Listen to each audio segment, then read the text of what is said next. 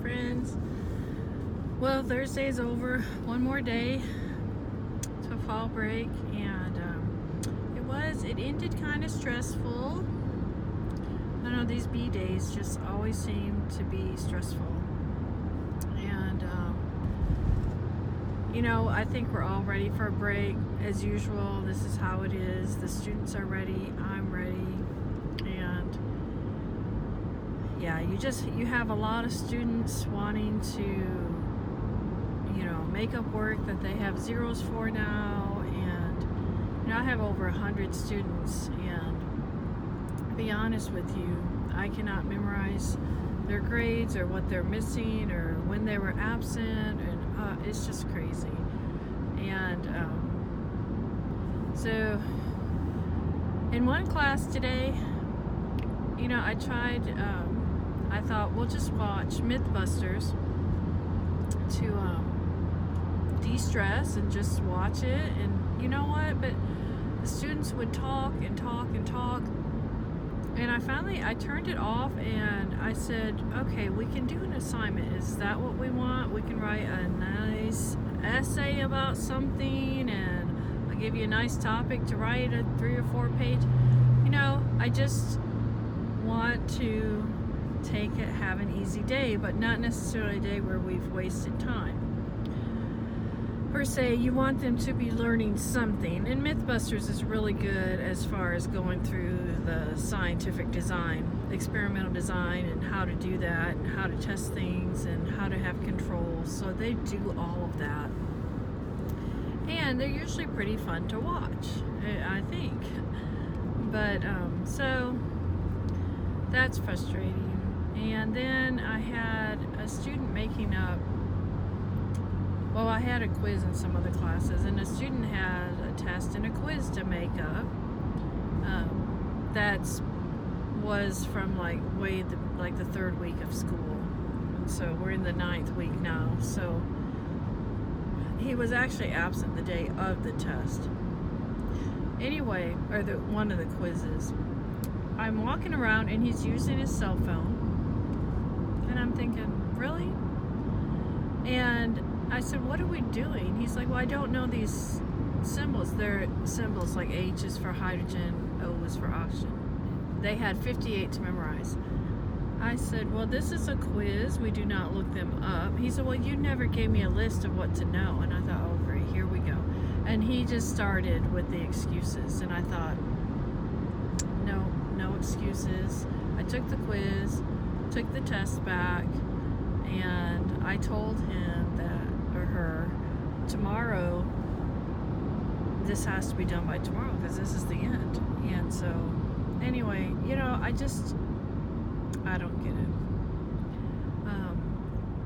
Students will immediately blame the teacher. It's my fault. It's my fault if he didn't get his makeup work, instead of the student taking responsibility for coming and saying, hey, I was absent Tuesday, what did we do? And I do have a lot of students that do that, and I give them the work. Sometimes I try to put the work in a folder that they have, and if I'm really good, I get it in the folder, and then I can just tell them it's in the folder. But if I haven't put it in the folder, I just grab it and give it to them. I think the problem is the student, first of all, they don't come and ask what they've missed, and then after weeks and weeks and weeks, it just gets to be a long time. Then I forget about it, and then it's the end of the 9 weeks, and oh my goodness, they still haven't made this test up. Or what they do is they tell you, hey, I'll come make this quiz up, and then they don't show up. And then you're like, okay, fine.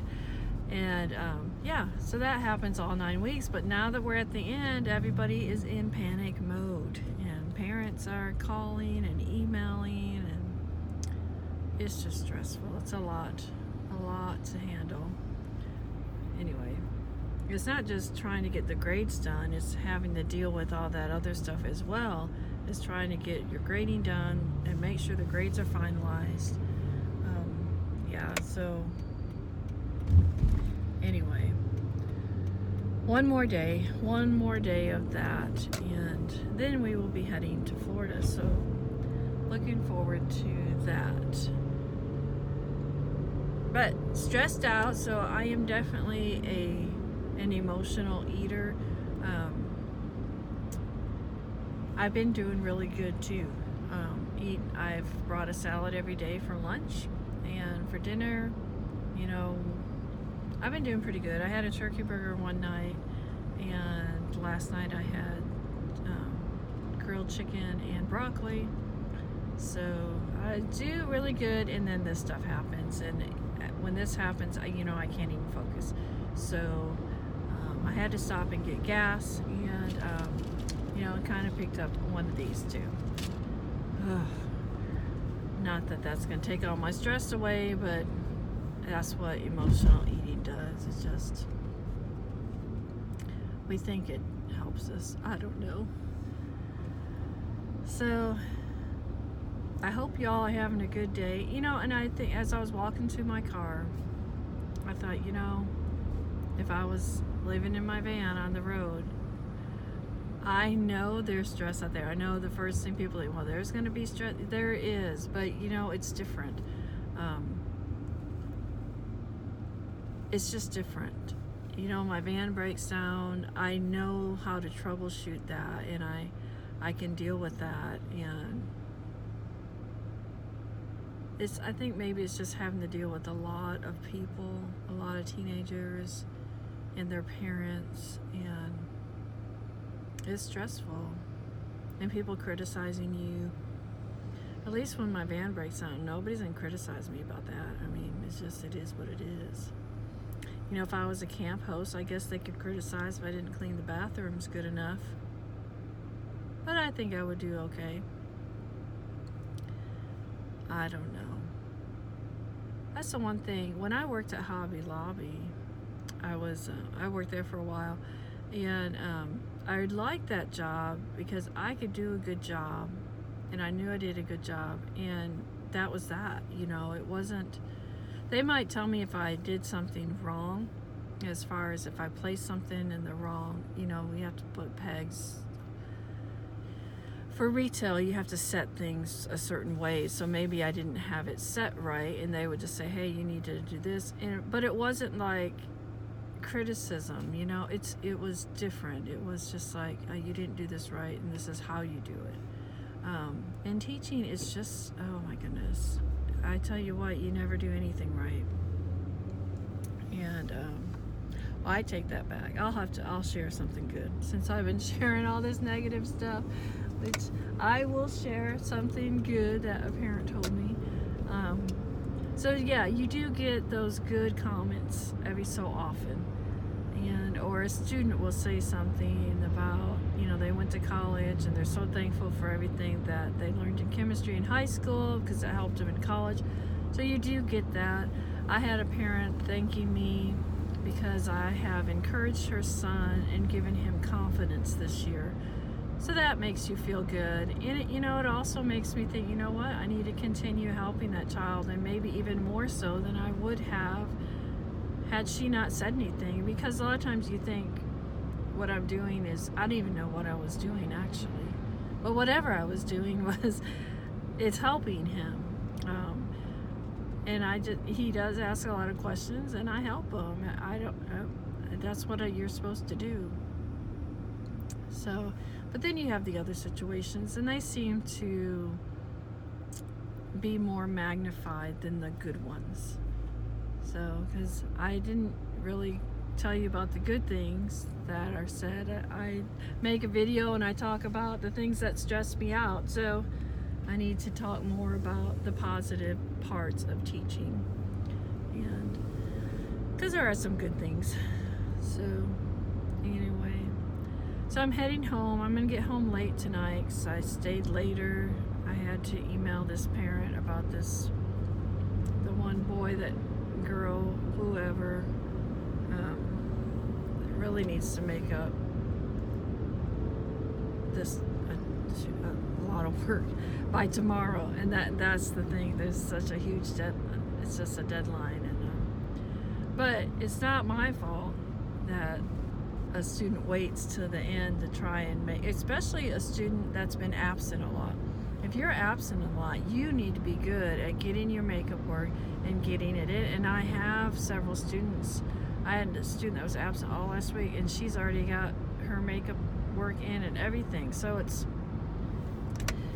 you know, it is possible to do it. And she did everything she was supposed to do. She asked me for her makeup work. As a matter of fact, I remember I told her, I said, yes, you have a lot of stuff missing. I said, just give me a minute and I will get it all together. And I did.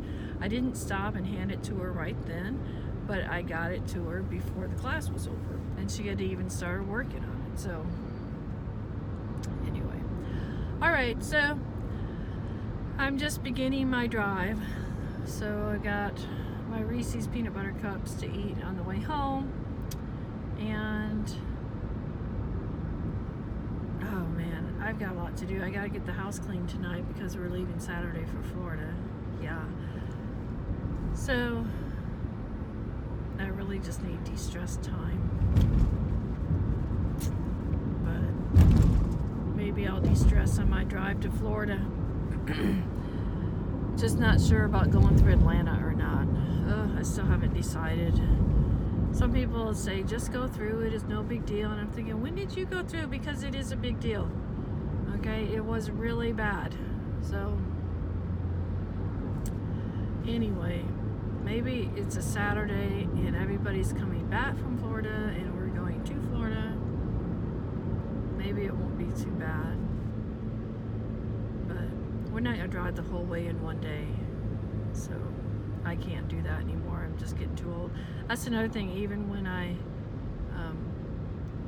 get full time on the road, I won't drive probably more. I know not more than 5, but I doubt I drive more than 3 or 4 hours in a time. Because no, not gonna do it. And I won't drive at night either. I want to be where I'm going to be before it gets dark, so I can have everything set up and whatever I need to do. Yeah, that's what's gonna happen. All right, well, I will let you all go. Had to share my frustration. And you know, as far as, you know, like being an emotional eater, that's like a whole different topic. And I suppose I am. It's not like I've gone and been diagnosed or anything like that, but I'm stressed out and I think I need some chocolate, or, you know, I won't go and like pig out. Like I won't eat 100 Reese's peanut butter cups, but yeah, it's still not good for me. And then tonight for dinner, I don't even know. I'm not gonna cook because I need to clean up and I don't need to make any more messes, and so I don't know what we're gonna do. So it probably won't be healthy, but you know, sometimes I get to where you just don't care because of the day that you've had.